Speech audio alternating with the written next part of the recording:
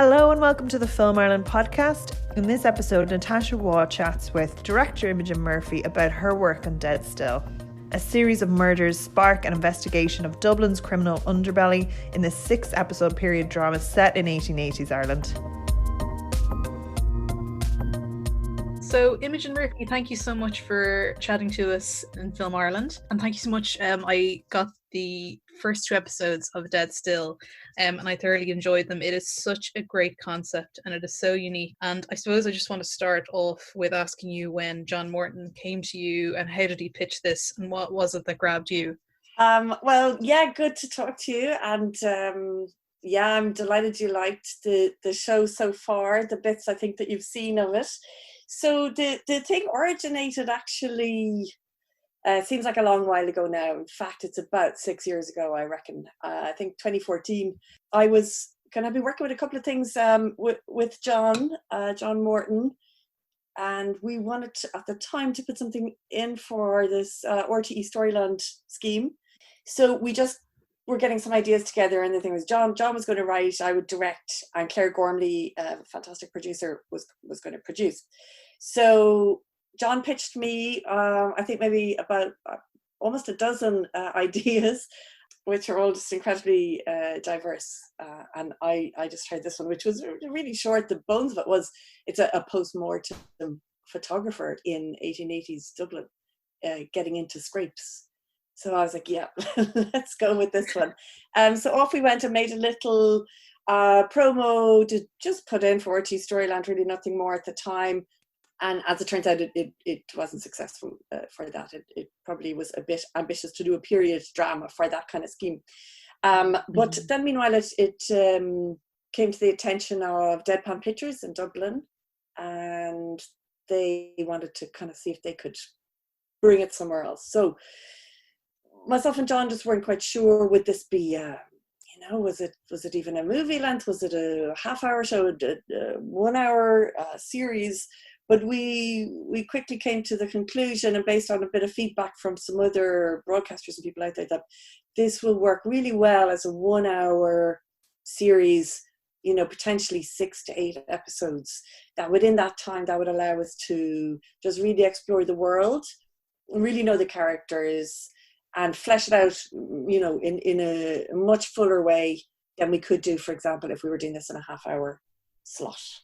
Yeah, because it kind of demands to be episodic, I feel. I feel like this is the adventures of Blennerhasset, first and foremost. And it feels like a shame to kind of even condense it into 2 hours. It's nice to have these, is it 6 episodes altogether? It is 6 episodes altogether. And we've had a little bit of feedback from the States where it's just started airing. People were kind of wondering, you could go with a couple more episodes, which absolutely the material is there for it to have been, say, 8, maybe even 10 episodes. But truth being told, it's all down to budget. And we with regards to the show of this scale and scope, especially being a period show, our biggest limitation was budget. And even at the extent we did it, where we managed to do 6 1-hour episodes, in fact, the budget for our show was quite a bit less than your comparable other period drama, including those shot in Ireland, like the Ripper Street and all of those. So we were actually at a much lower budget level. So in terms of, we were very happy to be able to go and make our show, but the constraints of budget were just obviously all around us all of the time. But that's the way it goes.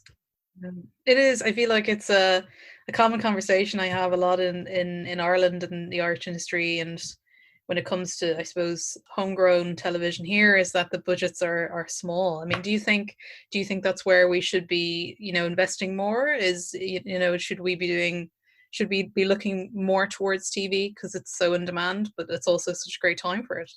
It is. I mean, I think with regards to television, the landscape is changing massively, as we've known for a couple of years now.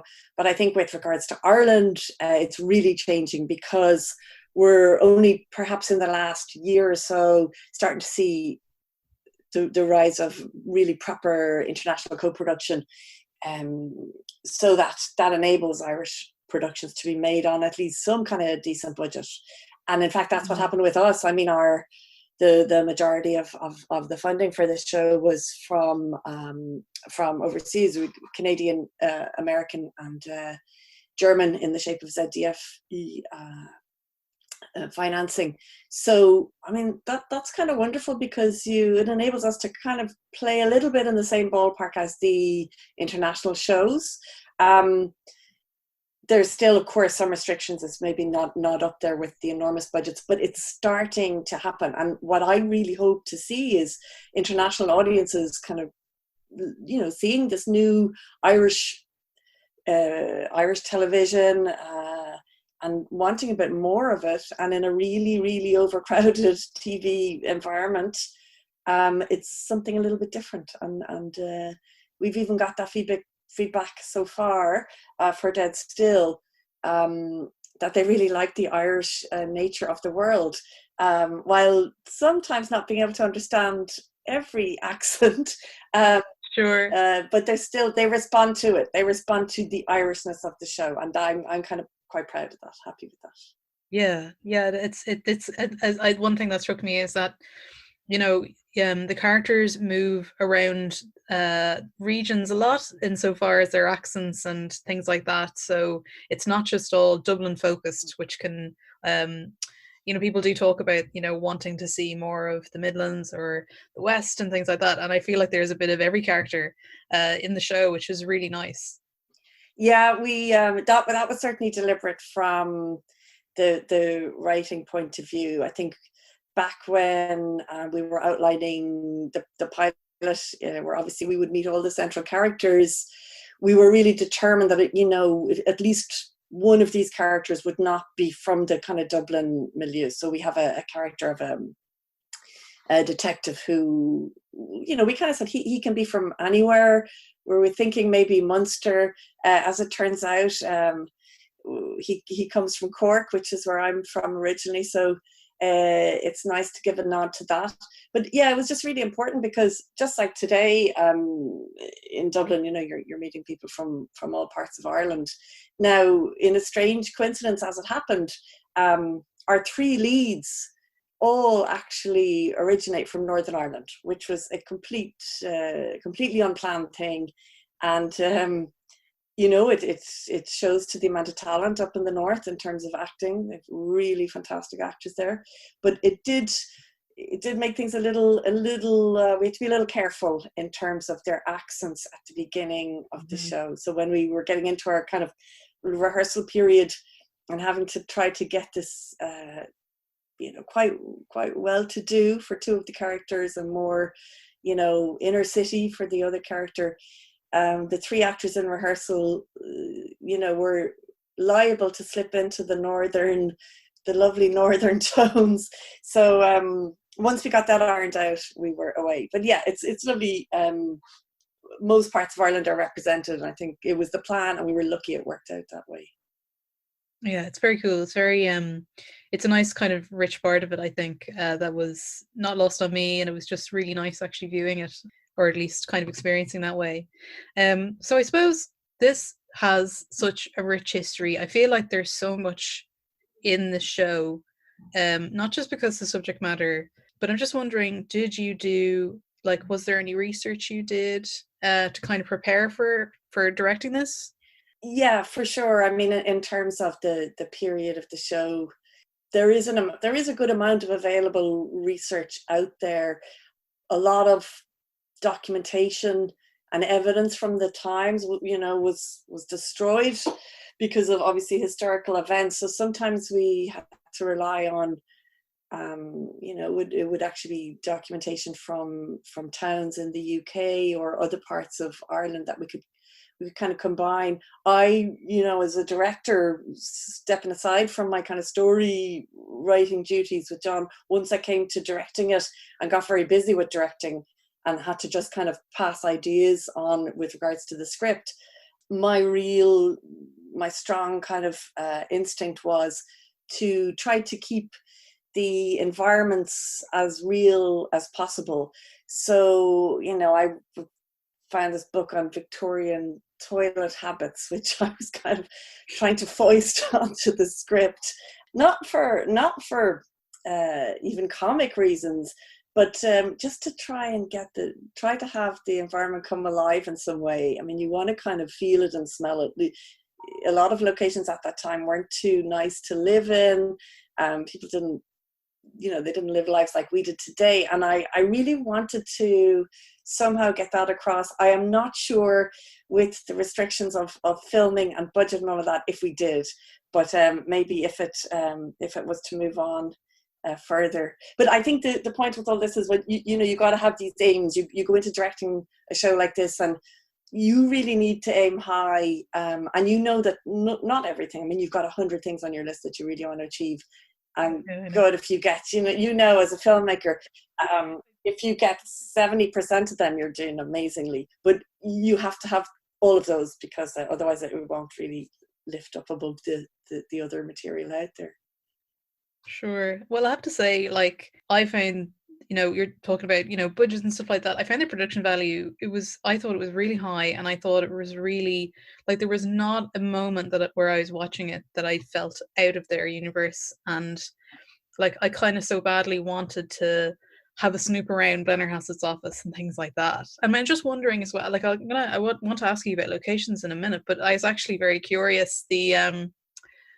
So obviously Blennerhasset has this wall full of dead stills and of dead photography. I mean, is that real? Are those real dead photos or daguerreotypes?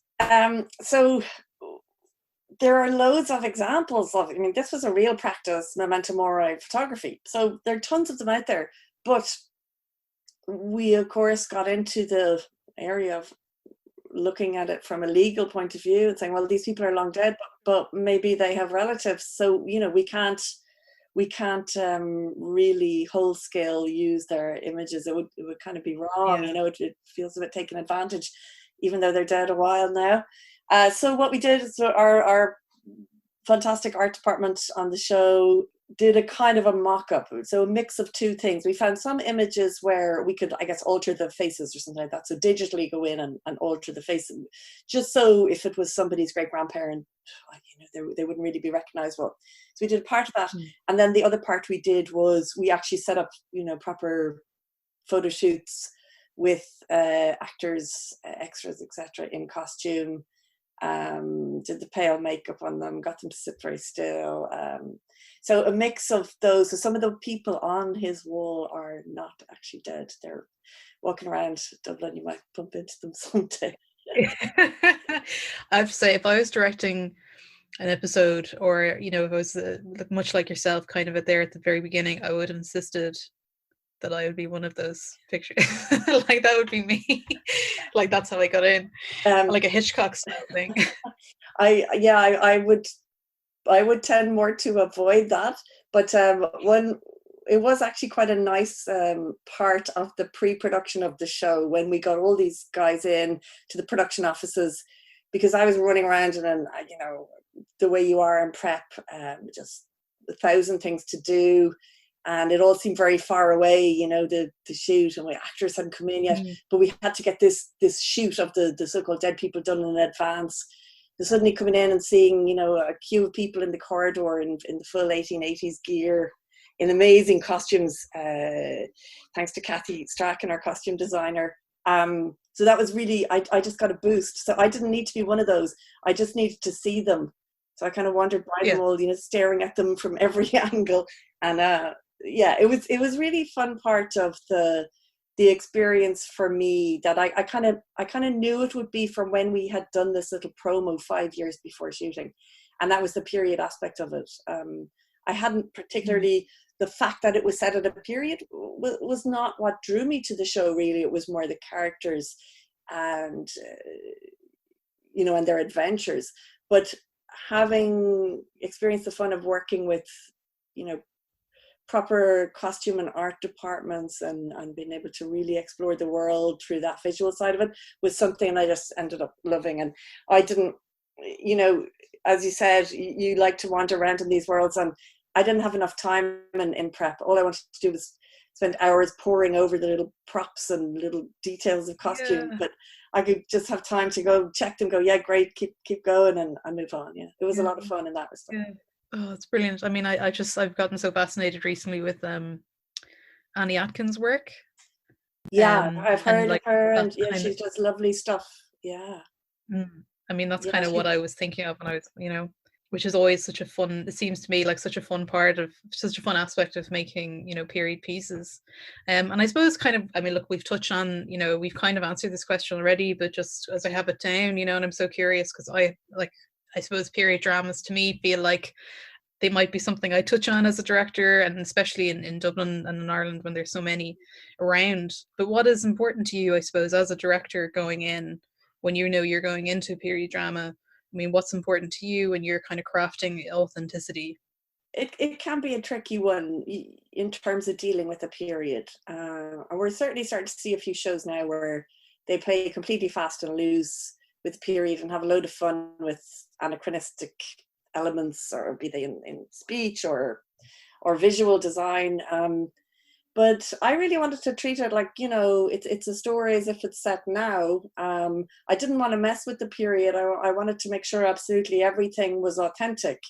And I think people worked very hard to achieve that. And I think they did in terms of all the different departments. There probably is a little bit of leeway in terms of things like dialogue. We kind of have this view of the past in terms of, we might read in research how somebody was supposed to behave. How a young woman in her 20s is, from a well-to-do family, is supposed to behave in 1880s Dublin. Well, that's great, and we can read or we can research in terms of how she was supposed to behave, but how did she really behave?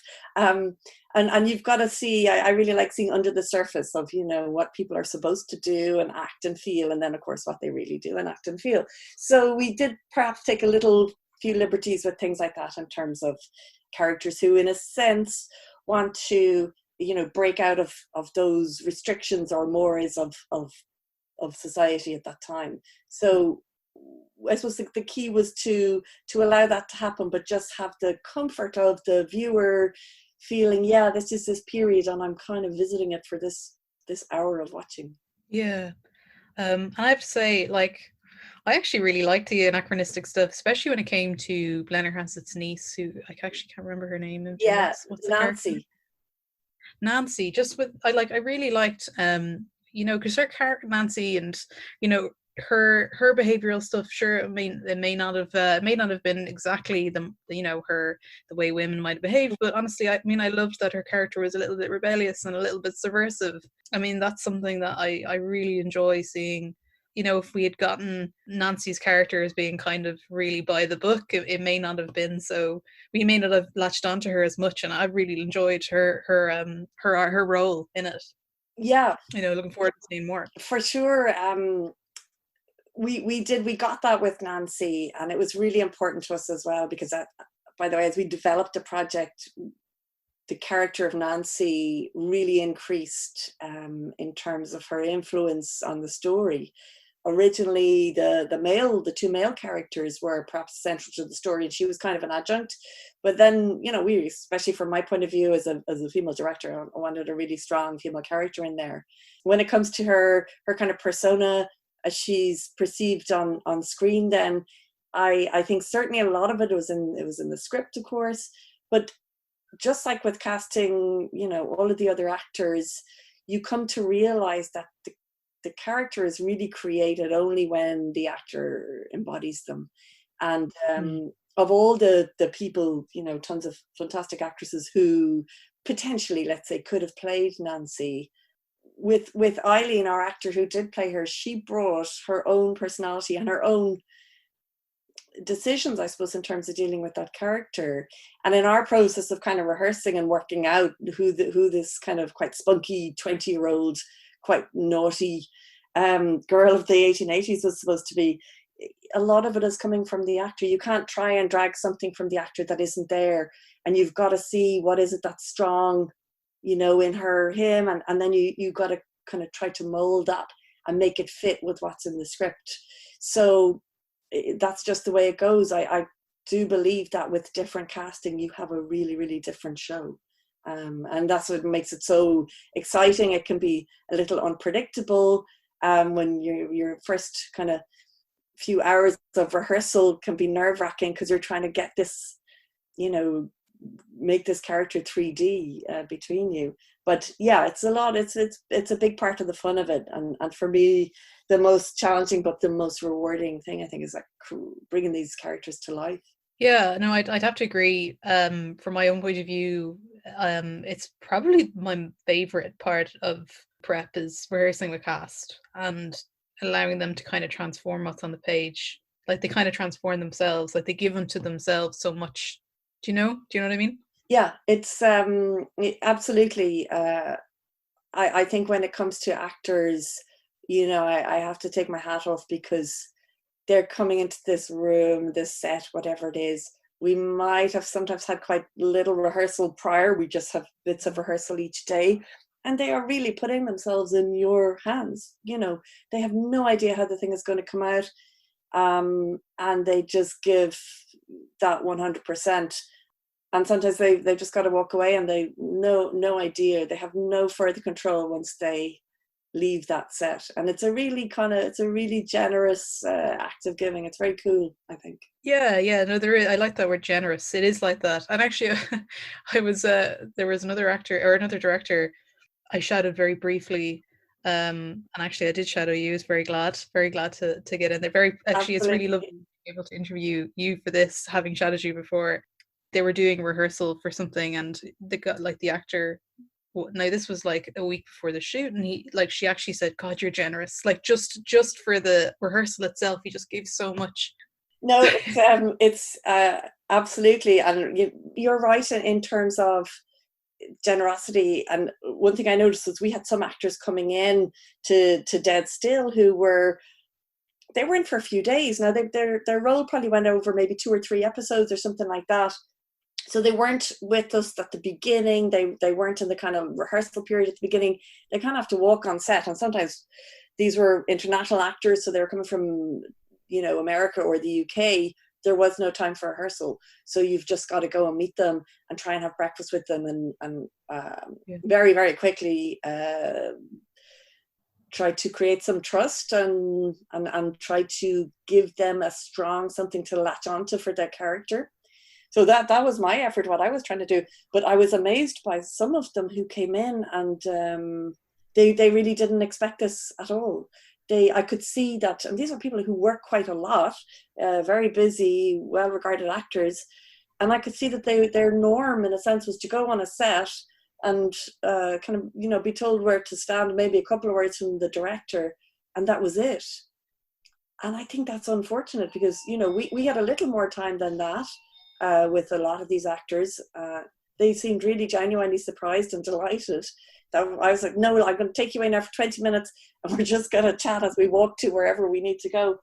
But it's such a false economy to bring in actors and really not try to get the best out of them because they're so creative and so full of ideas. I'm actually noting that down. False economy. That's a good way to put it. Because I've spoken to actors recently who were mostly like day players, very typically, and they have said, they'd be talking about an experience where they've had a very poor experience where they're just shuffled in and that's out and they're out and that's it. And they've spoken about really positive experiences, much like what you're talking about now, which is you as a director giving time to them, even if it's a very small amount of time, just talking to them and kind of like you were saying there, just investing in their time. I think it is just you do have people coming in. I guess you're all trying to come in together and make the same show. But what can happen is, especially if it's a day player or something like that, they come in and they're kind of like, they don't have a clue, they know very little. They have their 3 pages of script. The amount of times I've said to day players or people who are in for, a few days, good speaking part, I'd say, remember at the beginning of this episode, your boss character did this, and they're like, oh no, I only have my 2 pages. That's it. They weren't given the script. So it's if you can, in the quickest way possible, get that shorthand down. Try and let them know it's okay. Try and let them know you want something a bit different from them, because often what happens is they come in and they play it safe then. Because they don't offend anyone, they don't really know what they're supposed to do beyond their couple of pages, and they just want to play it really safe. And actually, you need to as a director, you need to kind of let them know, no, I want something a bit different and something out of you. And it's okay for you to take the risk, and we'll go again. There's more than one take and all of that stuff. And then what that achieves is just you as much as you can, you get them now. Everyone's in the same world. Now everyone's in the 1880s and forget about the outside world. We're in this kind of bubble together, and you need to like infuse them with the atmosphere of the bubble, basically. Cool. So I'm just kind of very curious then, just something that you mentioned, we're talking about can cope and not necessarily having, huge amounts of time. Because I remember when I was on that with you, you had something like 5 weeks to shoot. Was it 6 episodes? Yeah, 6 episodes, 6 half-hour episodes in 5 weeks. That was it. Yep. Yeah.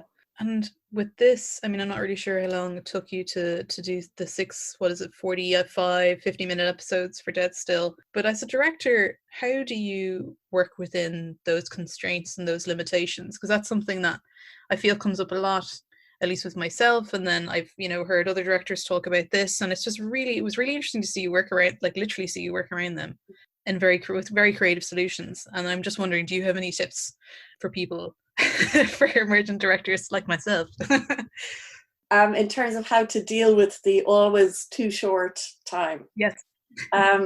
Yeah, it is very tough, and you're as a director, you're trying to really achieve the project for your producer. In a sense, they're your first, they're the first kind of audience, and they're the people who really, who are managing the time and the amount of money you have and all of this. So you want to absolutely do your best.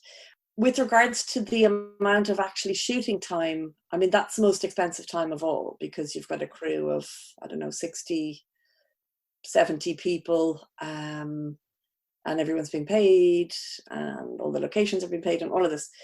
And the cheaper time is your time as a director when you're in prep, and to a certain extent when all the other HODs are in prep. So I think it's really about the prep time. I found that on set, you're lucky if you have a good crew, if you have a good first AD, which I very luckily did in the shape of Owen McGee on this shoot for Dead Still.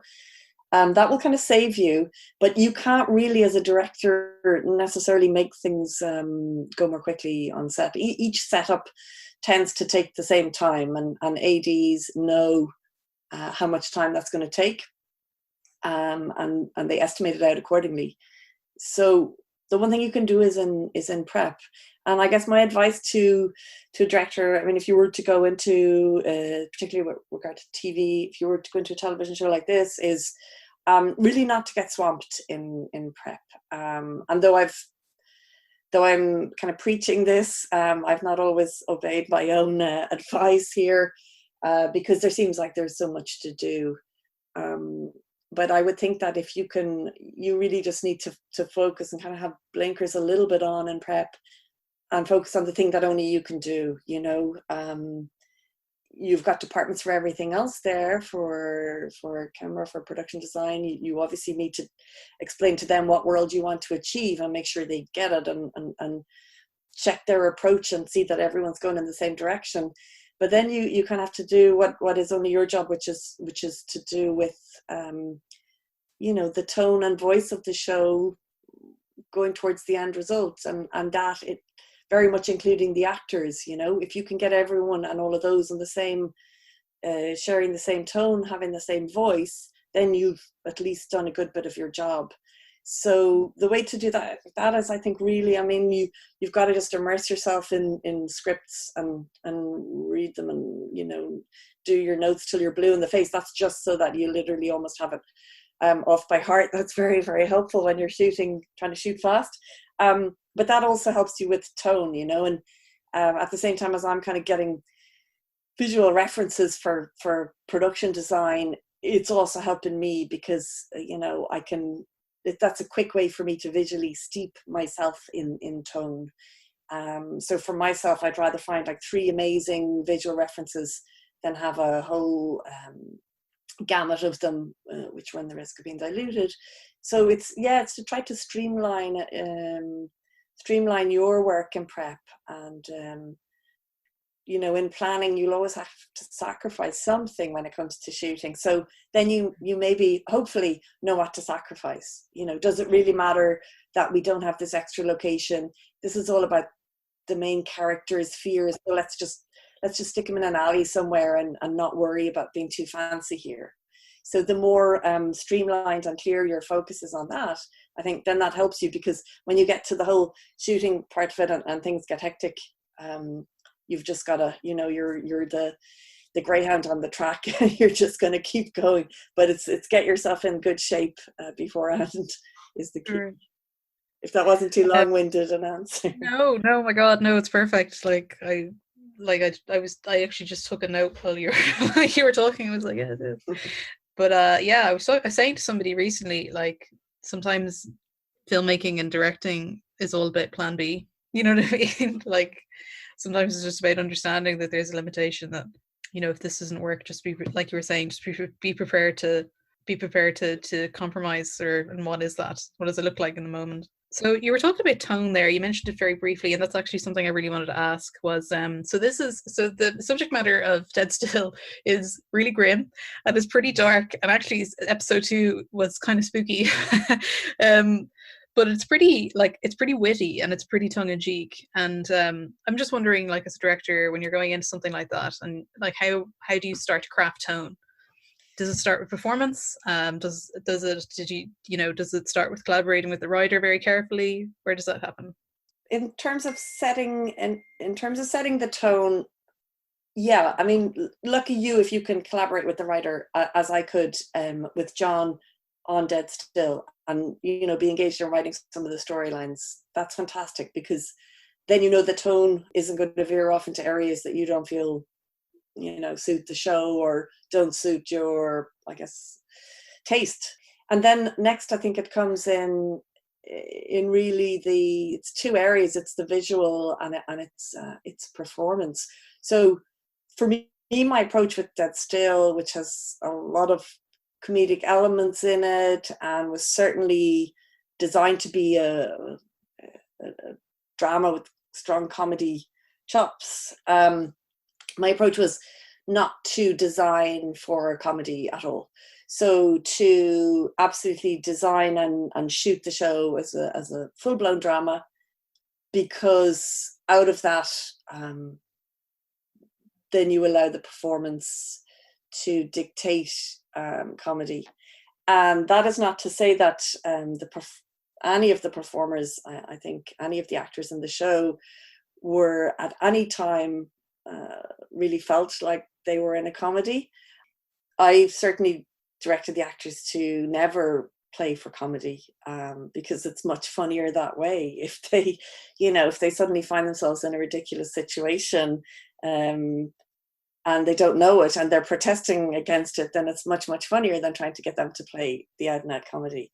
So some of that is taste. My taste lends itself to drama, but comedy is just part of life. That's the way I approached it. We've all been in experiences like our shows about deaths. It's in the environment we're in today, you can find yourself dealing with a difficult scenario, but there's a point when everybody laughs. There's a point when something crazy happens and you just laugh, or something happens to lighten the burden. It's kind of what it means to be human. So for this show, for Dead Still, I thought the comedy is there, and let it rise rather than trying to carry it around. With the tone, I mean, so that dictates the tone of the show to me, is how the central characters in it kind of take their responsibility. And so they took it seriously. They genuinely 100% wanted what their characters wanted, no matter how ridiculous they happened to be looking at the time. Yeah. I'm just laughing at, because there's a bit in the very beginning of episode 1 where he's kind of set up this dead woman and he's so pleased with how she looks in the picture, and then her parents come in and fuss over her and she's kind of let down then, her hair's like, but she's just, I don't know if that was an actual like extra or an actor that she got to just be really still, but she's just like leaning over. It's just quite funny. And one thing that really popped into my head when I watched episode 1 and 2 was just, you have to laugh, Yeah. I mean, actually, that was a fantastic extra we had who she did a really wonderful job. But yeah, it comes out of, I think, what's funny to me is you're seeing people make an effort. So in the opening scene of the show, our photographer Blennerhasset, played by Michael Smiley, is, he's an absolute perfectionist, and maybe a bit like a director. He everything must be right. So when humanity enters into the picture and suddenly there's messiness, I mean, he can hardly bear it. So that's something everyone can relate to a little bit. I can't say I wouldn't be upset if someone came in and sullied my shot. I'm sure you can agree. That's so true. Yeah. So another thing I wanted to ask about was working with deadpan and working with some of the same crews that you've worked with before. Some of your key crews. You were talking about Owen McGee, first assistant director. I was just wondering if you could talk about working with, what your collaboration with deadpan is, and is it important to you to work with the same crews again, and how that helps you work, and what, because I know that obviously you did Can't Cope season 2, but you've also done Shawnee and Flo with deadpan. I guess with a show, what is the most important I find is actually who it's for, and literally as in what audience, where they are in the world, and what kind of parameters are there for them. So it's less about the company, because, for example, having worked, as you say, with Deadpan Pictures on Can't Cope, Won't Cope, and then on this show, you couldn't really get two more different shows, and they were also made for quite different audiences. So with Dead Still, is it's primary, the people putting up the money for it, being American and German. So we knew that our audience was worldwide, and that does make it a different and a little bit more satisfying, because you can aim towards such a bigger picture. With regards to crew and the people you work with and your heads of department, yeah, it's if you've worked with somebody before and you've had a good experience, then you're always going to try and work with them again. And usually it may happen that they're just busy, or that schedules can clash. But the making of film and TV is it's a funny one, and there's almost a level of superstition involved sometimes. There's a lot of word of mouth recommendation, and there's a lot of trust, better the devil trust the ones you've worked with before, and I can understand that. The great thing is, when every project, you're meeting new people and working with new people, because even if you wanted to get the exact same crew as the last project, it's really rare they'd all be free, etc. So then you've got new voices coming in, and that's kind of great. It's kind of like a party, and we had that party 6 months ago, that was the best party ever, let's try and recreate that. Oh no, so and so can't come, and we're going to be in this person's garden instead. Oh, okay, it won't be as good. Then if I know, it's even better, because the garden is better and the people are better and whatever, the drinks are better.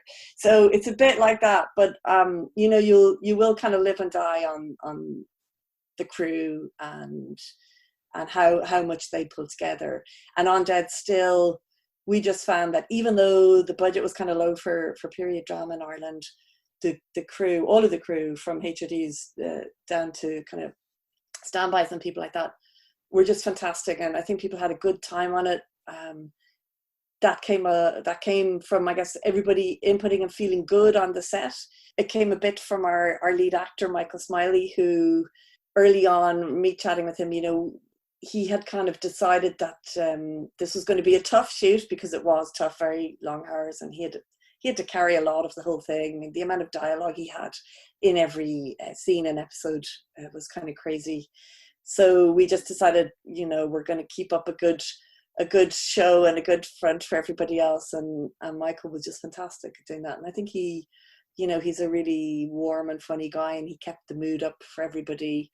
So that's what you want to do. If you get lucky, you get the right people, and then just make the environment warm, because it can be really stressful, even if things are going well.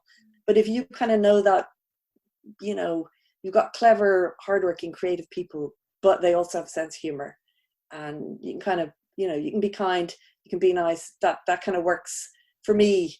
better than an environment where people are getting stressed and raising their voices and stuff like that. I don't think you need to do that. No, I know exactly what you mean. No matter what, the stakes are high on a set. They always feel high, no matter what, you know. And that's just it. And no matter what, and it's always better to. I totally agree. It's always better to have a little, you know, as calm a set as possible. You know, as measured a mood as you can. Anyway, in that moment.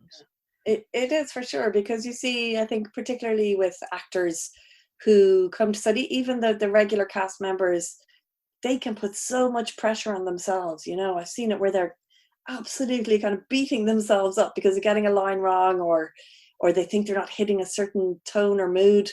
So if they're the ones doing that, well, then your job as a director is to try to get their comfort zone, you know, be as close as possible, have everyone around being warm, making the ground kind of fertile for them, so they can kind of let go of those worries, and then suddenly out of that you'll see really nice sparks of performance. And then you're in the edit room and you're always going to use that spark of performance over another take.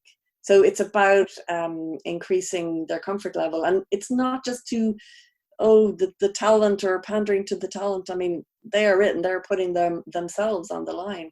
So you gotta support them all the way. I meant to ask you about location. I really do, because it's really like everything feels like a proper fleshed out universe, as I was kind of mentioning earlier a little bit with Dead Still. And how did you, I suppose, what locations are there? How did you find them? You know, because it seems like we have such a great Dublin, and Ireland in general is such a great venue, I suppose, for lack of a better word, for a period drama. Yeah, obviously on a show like this one, we had a lot of locations to find. It's a busy enough show in terms of how much it moves around, and we didn't have the budget to build. So we were never on a set. We were never constructing, you know, locations, even down to we had need in one episode for basically a ramshackle shed. So I thought, oh, well, we'll just build a ramshackle shed, and it doesn't even, you know, we can knock it down afterwards, and we don't see the back of it, etc. But we actually didn't have the budget to do that. So ironically, finding beautiful 19th century interior drawing rooms, which we found all over Ireland, or all over Dublin rather, from North Dublin to South Dublin, was easier than finding this ramshackle shed, which absolutely kind of wrecked the heads of myself and the production design department. The locations on this were a tough find, but we had a really great location manager. And I think what was important was that from a production point of view, the producers recognized the importance of the locations, and they didn't try to shoehorn too much into too little. You know, as a director, you're always kind of having to protect something. And I was glad that I didn't, you know, I felt support in that way in terms of locations, and didn't have to wedge too much into something that was unsuitable. Now, of course, we had limitations because we couldn't really shoot too much on exterior streets. And when we did, we had, you know, the wide angle lens had to be put away in the box because we can only see, you know, 6 feet this way and 4 feet this way, which was kind of fun. And, you know, believe me, I'd love to have had the expanse of being able to close down the streets for days on end, all of that. But it's great, you know, when it comes to the interior locations, you're in these houses, and again, it's about the tone and the mood seeping in. And that to me would help me when we were wrecking these locations. You know, you get the photos from the location manager and you're like, yeah, this looks good. But it's only when you step in and you kind of get, oh, this smell, or this like dust, or as one of our crew claimed, mites biting insects or something. Don't ask. It's only when you encounter the real world that you kind of say, oh, okay, this really fits with our tone. This really fits with the mood. And then you kind of know you're in the right place. So we did have one or two locations that, you know, they were right for the tone, but they were not too enjoyable to film in. And that's always the way. But certain other of the locations almost started to feel like the home for the characters. You know, you were kind of happy going in there every day. So it's a mixture. having a great location manager, and then having the production designer to flesh this world out, then which we were lucky to have really great HODs in both those departments. Yeah. I suppose finally, what's next for you, Imogen?